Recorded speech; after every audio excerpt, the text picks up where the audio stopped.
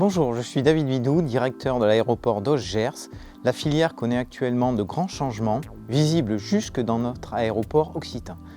En effet, les nouvelles technologies, l'intelligence artificielle, l'aviation durable, la décarbonation, les nouvelles énergies sont autant de sujets qui animent actuellement la filière aéronautique. Avec l'appui de la CCI du Gers, je vous propose de découvrir les enjeux qui sont mondiaux mais qui ont des opportunités qui sont bien locales. Direction le 55e Salon de l'aéronautique et de l'espace du Bourget. Le saviez-vous, l'aéronautique est le premier secteur industriel d'Occitanie avec près de 86 000 emplois. La filière régionale possède un écosystème de formation mais aussi d'entreprises au nombre de 800. Débutons ce salon par l'espace de la région Occitanie et quelques mots du président de la CCI d'Occitanie. Bienvenue au Salon du Bourget, cette 55e édition du Salon de l'aéronautique et du spatial met en avant l'excellence de nos entreprises en Occitanie. Les chambres de commerce et d'industrie accompagnent ces entreprises pour leur faciliter la mise en relation avec les grands donneurs d'ordre, les accompagner dans les transitions écologiques, de ressources humaines, numériques et également dans la recherche de financement.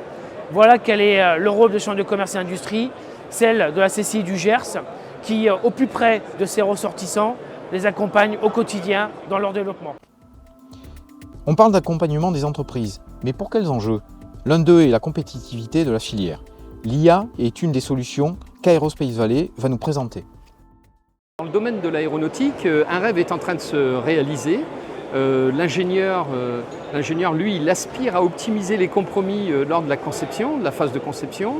Le compagnon, celui qui est dans la chaîne d'assemblage, son souhait, c'est d'éviter toutes les non-conformités. Et l'utilisateur final, l'opérateur de l'avion, lui, son objectif, c'est de recevoir un avion qui correspond à ses exigences opérationnelles en toute fiabilité. Alors, le livre blanc dédié à l'intelligence artificielle que nous avons fait avec un panel d'experts, à peu près une quarantaine d'experts, 22 entreprises qui représentent toute l'aéronautique, a permis en effet de démontrer qu'aujourd'hui, ces nouvelles technologies du niveau de l'intelligence artificielle sont présentes et sont réalisées tous les jours dans nos sociétés. Et ce livre aussi va nous permettre de préparer le futur. Alors préparer le futur, ça veut dire quoi? Ça veut dire tester beaucoup plus vite, ça veut dire également maîtriser des concepts nouveaux qui étaient très difficilement on va dire compréhensibles avec les outils d'aujourd'hui, et également d'inventer des nouveaux matériaux pour les avions. Et bien sûr, il faut garder à l'esprit que tout ça avec la démarche d'optimiser et de faire les meilleurs composants, parce qu'il y a à peu près des 3-4 millions de parties, de parts, ce qu'on appelle, sur un 320, et ça grâce à l'intelligence artificielle d'optimiser tout cet ensemble au niveau d'un aéronef. Le développement de la filière avec des solutions d'IA s'appuie sur un second enjeu qui est celui de la décarbonation de l'aviation. Découvrons Aura Aero, un des pionniers de l'aviation électrique. Donc, bienvenue chez Aura Aero. Nous nous sommes engagés en termes de contributeurs à la réduction des émissions de CO2 dans l'activité aéronautique en définissant deux familles de produits. La première pour assurer la formation des pilotes sur des avions de 2 places, d'abord avec des moteurs thermiques, puis avec une évolution sur des moteurs 100% électriques. Nous avons d'ailleurs réalisé le premier vol d'un avion 100% électrique le 3 décembre 2024. Nous sommes très fiers.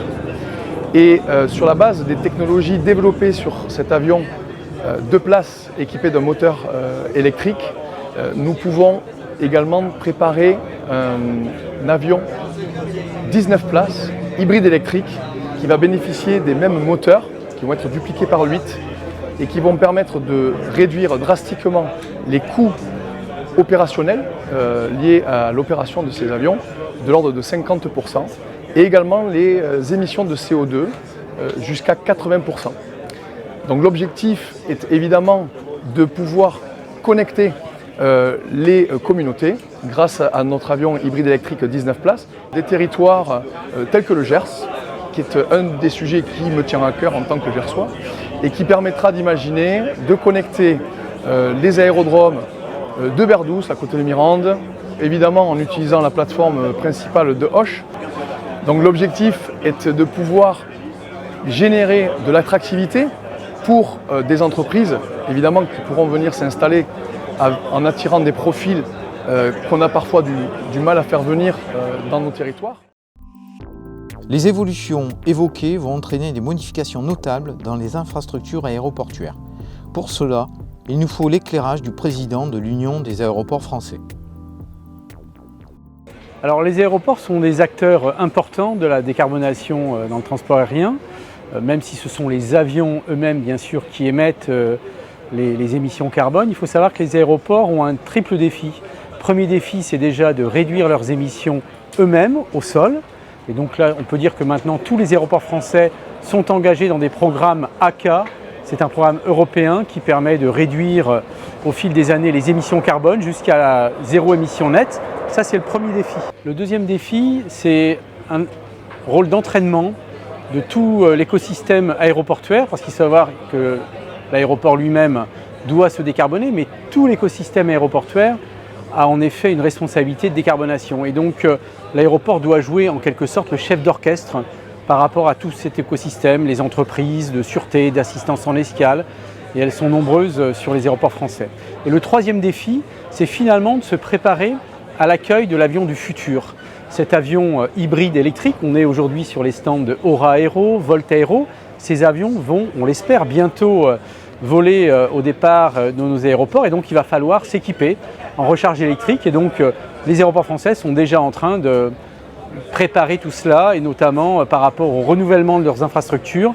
Ils envisagent d'ores et déjà d'être en situation de pouvoir apporter l'énergie pour cette future aviation. Voilà les trois défis, et je terminerai par un élément essentiel qui est en train aussi d'émerger. C'est le fait que les aéroports ne vont pas simplement faire en sorte de permettre aux gens de se déplacer, ils vont également dans les territoires apporter de l'énergie. Ce qui est moins connu aujourd'hui, mais il faut savoir que des fermes solaires sont en train de s'installer sur les aéroports. Il y a également de nouvelles énergies qui vont arriver, et les aéroports vont en quelque sorte devenir des hubs énergétiques, des infrastructures au service du territoire, et ça c'est moins connu. Et c'est, j'ai envie de dire, un message d'avenir. Les aéroports seront des acteurs pour l'énergie durable sur les territoires français demain. L'aéroport Gers contribue à l'émergence de l'aéroport du futur en mettant en place des actions autour des nouvelles énergies, la réduction de son empreinte carbone, l'innovation, ainsi que de nombreuses actions avec le pôle de compétitivité Aerospace Valley. Sachez que les entreprises gersoises contribuent à ce dynamisme, et vous, souhaitez-vous rejoindre l'aventure ?